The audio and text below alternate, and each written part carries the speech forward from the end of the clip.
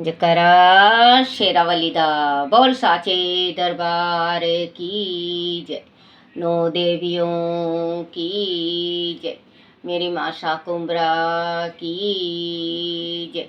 अपने अपने कुल देवियों की जय। श्री दुर्गा सप्तशती की जय।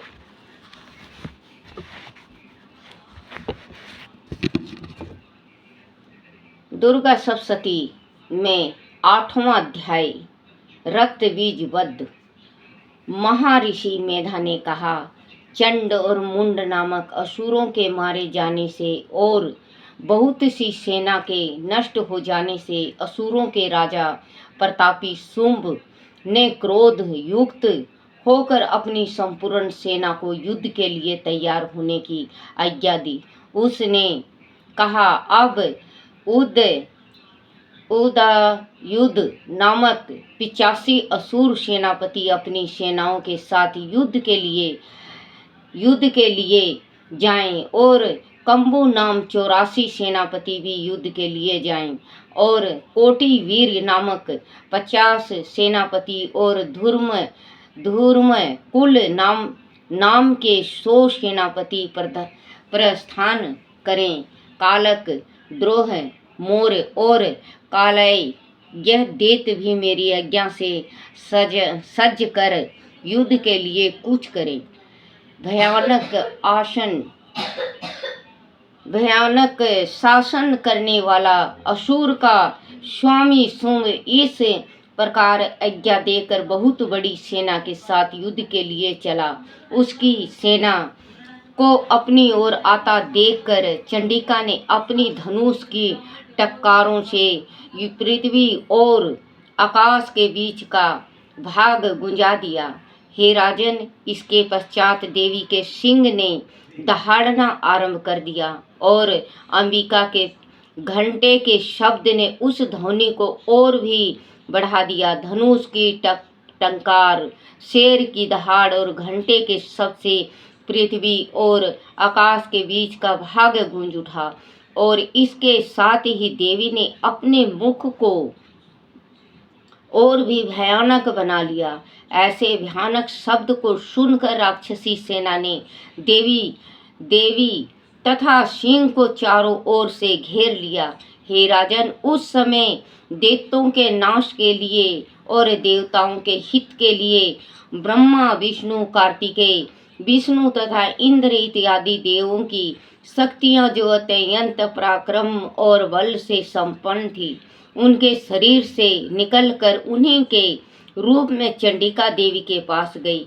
जिस देवता का जैसा रूप था, जैसा आभूषण थे और जैसा वाहन था, वैसा ही रूप, आभूषण और वाहन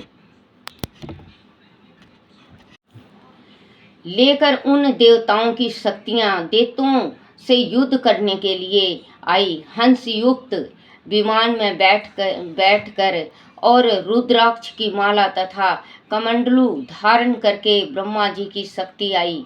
वृषभ पर सवार होकर हाथ में त्रिशूल लेकर महानाग का कंगन पहनकर और चंद्र रेखा से सुशोभित होकर भगवान शंकर की शक्ति महेश्वरी आई और मोर पर आरूढ़ होकर हाथ में शक्ति लिए दैत्यों से युद्ध करने के लिए कार्तिकेय जी की शक्तियां उन्हीं का रूप धारण करके आई। भगवान विष्णु की शक्ति गरुड़ पर सवार होकर शंख चक्र सरंग, गदा, धनुष तथा खड़ंग हाथ में लिए हुए आई।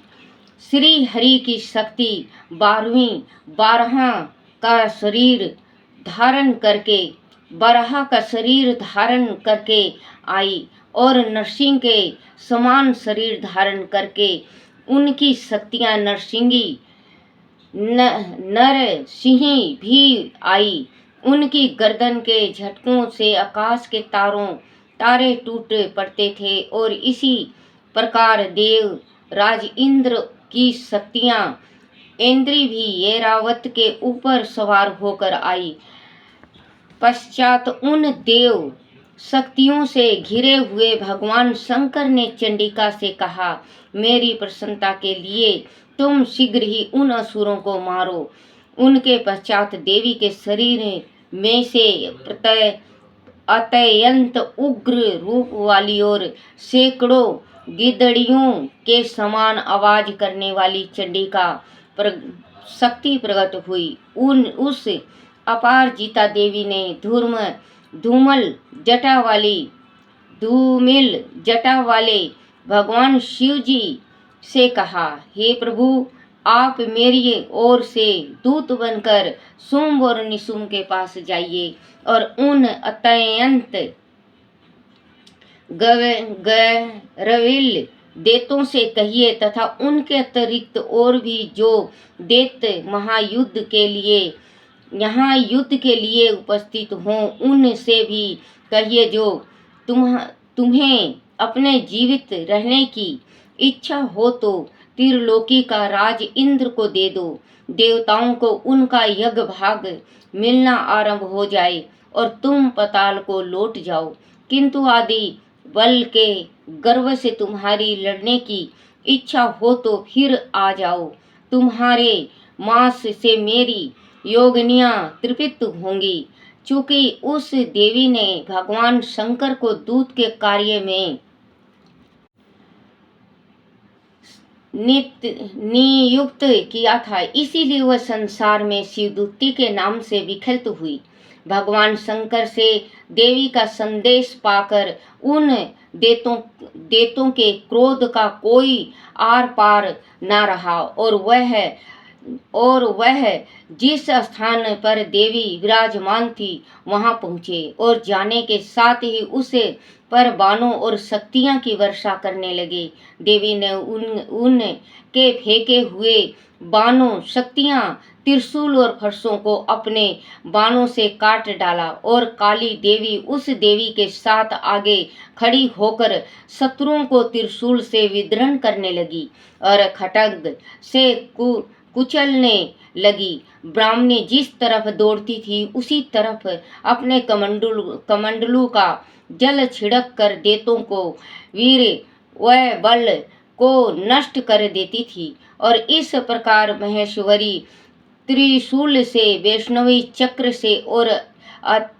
अत्यंत कोप वाली कुमारिक शक्ति द्वारा असुरों को मार रही थी और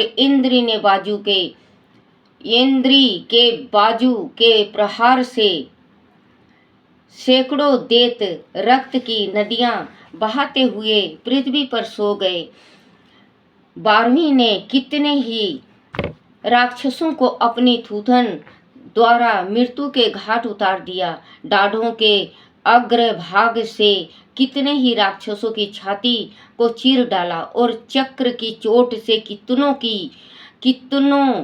कितनों ही को विदृढ़ करके धरती पर डाल दिया। बड़े बड़े राक्षसों को नरसिंगी अपने नखों से विदृढ़ करके भक्षण कर रही थी और सिंहनाद से चारों दिशाओं को गुंजाती हुई रणभूमि में विचार रही थी।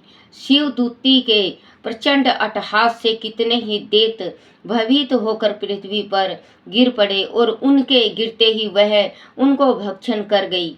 इस तरह क्रोध में भरे हुए मातुगणों द्वारा नाना प्रकार के उपायों से बड़े बड़े असुरों को मारते हुए देखकर राक्षसी सेना भाग खड़ी हुई और उनको इस प्रकार भागता देखकर रक्तबीज नामक महापराक्रमी राक्षस क्रोध में भरकर युद्ध के लिए आगे बढ़ा। उसके शरीर से रक्त की बूंदें पृथ्वी पर जैसे ही गिरती थी, तुरंत वैसे ही शरीर वाला तथा वैसा ही बलवान दैत्य पृथ्वी से उत्पन्न हो जाता था। रक्तबीज गदा हाथ में लेकर इंद्र के साथ युद्ध करने लगा। जब इंद्र शक्ति ने अपने व्रत से उसको मारा तो घायल होने के कारण उसके शरीर से बहुत सा रक्त बहने लगा और उसकी प्रत्येक बूंद से उनके सामने ही उनके समान ही बलवान तथा महान पराक्रमी अनेकों भयंकर रूप से प्रकट हो गए। वह सबके सब देत बीज के समान ही बलवान तेज वाले थे। वह भी भयंकर अस्त्र शस्त्र लेकर देवियों के साथ लड़ने लगे। जब इंद्र ने ब्रज प्रहार से उसके मस्तक पर चोट लगाई और रक्त बहने लगा तो उसमें से हजारों ही पुरुष उत्पन्न हो गए। वैष्णव ने चक्र से और इंद्री ने गदा से रक्त बीज को चोट पहुंचाई और वैष्णव के चक्र से घायल होने पर उनके शरीर से जो रक्त बहा उससे हजारों महासुर उत्पन्न हुए, जिनके द्वारा वह संपूर्ण जगत व्याप्त हो गया। कुमारिक ने शक्ति से, 12वीं ने खड्ग से और महेश्वरी ने त्रिशूल से उनको घायल किया। इस प्रकार क्रोध में भरकर उस महादैत्य ने सब मातु शक्तियां पर पीतुक गदा से प्रहार किया और माताओं ने शक्तियां तथा शूल इत्यादि से उसको जो बार बार घायल किया। इससे सैकड़ों महादैत्य उत्पन्न हुए और इस प्रकार उस रक्त बीज के रुधिर से उत्पन्न हुए असुर से संपूर्ण जगत व्याप्त हो गया, जिससे देवताओं को भय हुआ। देवताओं को भयभीत देखकर चंडिका ने काली से कहा, हे चमुंडे, अपने मुख को बड़ा करो और मेरे अस्त्र घात से उत्पन्न हुए रक्त बिंदुओं तथा रक्त बिंदुओं से उत्पन्न हुए महाअसुरों को तुम अपने इस मुख से भक्षण करती जाओ। इस प्रकार रक्त बिंदुओं से उत्पन्न हुए महाअसुर को तुम अपने इस मुख से भक्षण करती जाओ। इस प्रकार रक्त बिंदुओं से उत्पन्न हुए महादैत्यों को भक्षण करती हुई तुम रणभूमि में विचारो। इस प्रकार रक्त क्षीण होने से यह दैत्य नष्ट हो जाएगा। तुम्हारे भक्षण करने के कारण अन्य दैत्य उत्पन्न नहीं होंगे। काली से इस प्रकार कहकर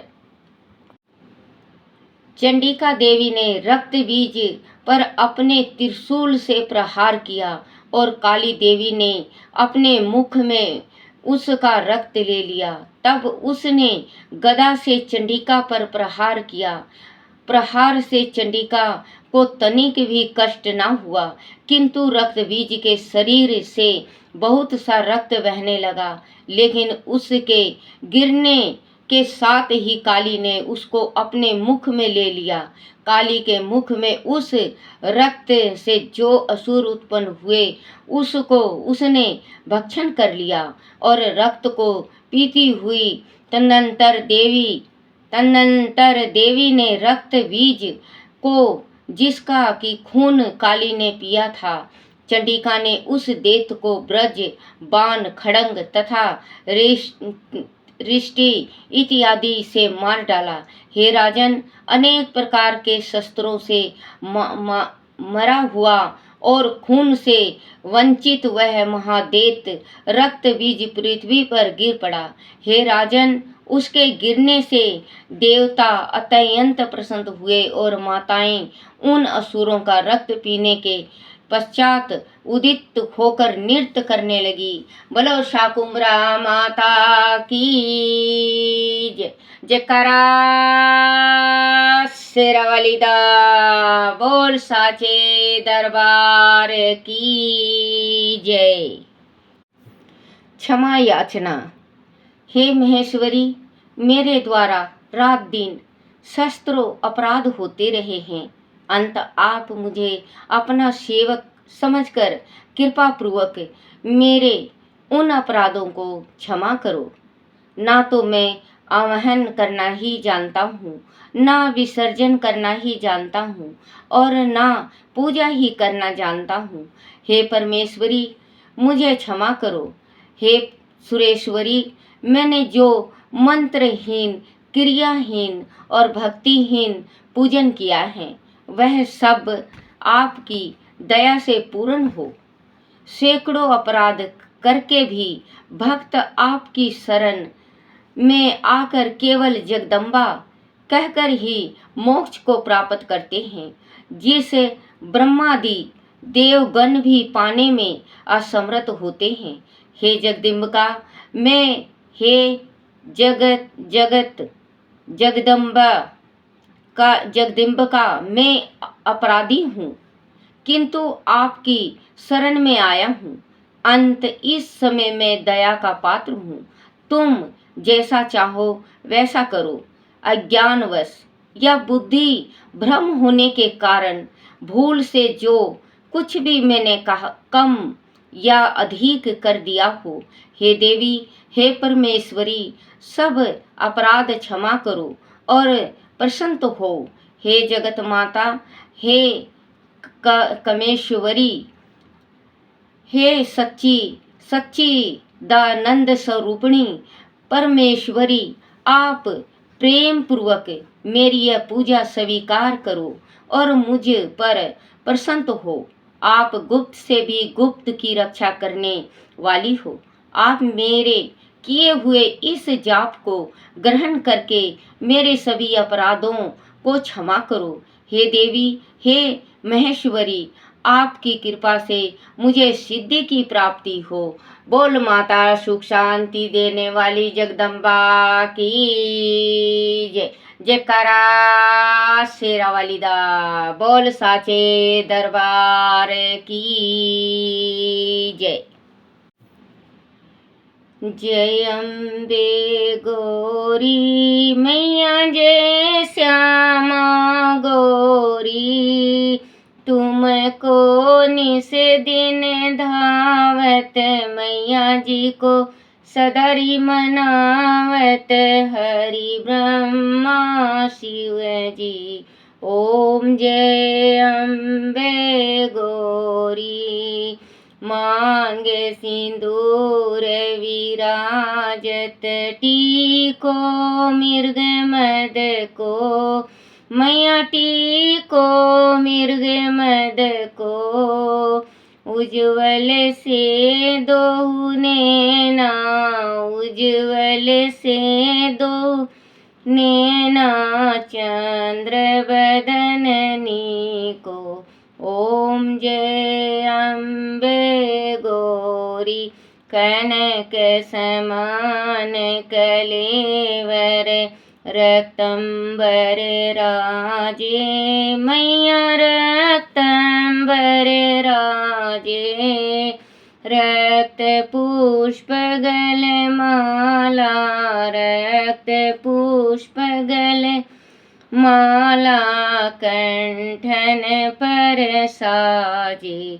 ओम जय अम्बे गौरी, कहरी वाहन राजत, खड़ंग खपड़ धारी मैया, खड़ंग खपड़ धारी, सुर नर मुनि जन सेवत, सुर नर मुनि जन सेवत, तिनके दुख हारी।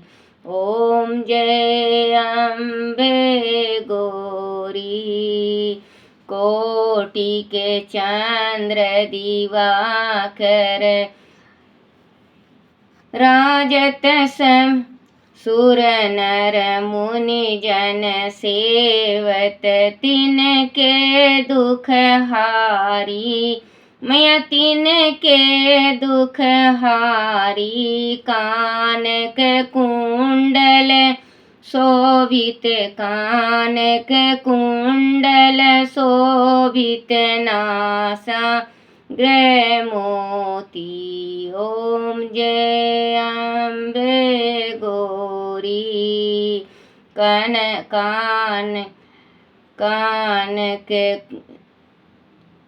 शुंभ निशुंभ विदारे, महिषासुर घाती मैया, महिषासुर घाती।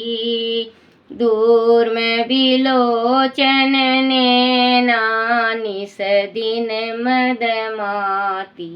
ओम जय अम्बे गौरी चंड मुंड संगारे सोनित बीज हरे मैया सोनित बीज हरे मधु के टब दो मारे सुर भयहीन करे। ओम जय अम्बे गौरी ब्राह्मणी रुद्रानी तुम कमला रानी आगम निगम बखानी तुम शिव पटरानी। ओम जय अम्बे गौरी 64 योगनि मंगल गावत निरत करत भैरो बाजत ताल मृदंगा और बाजत डमरू। ओम जय अम्बे गौरी तुम ही जग की माता तुम ही हो भरता भगतन के दुख हरता सुख संपत्ति करता। ओम जय अम्बे गौरी भुजा चार अति शोभित खड़ंग खपड़ धारी मनमंचित फल पावत सेवत नर नारी। ओम जय अम्बे गौरी माम्बे जी की आरती जो कोई नर गावे कहत शिवानंद स्वामी पढ़त हरोहर स्वामी सुख संपत्ति पावे। ओम जय अम्बे गौरी जयकारा शेरावाली दा बोल साचे दरबार की जय। अपने अपने गुरुदेव महाराज की जय हो।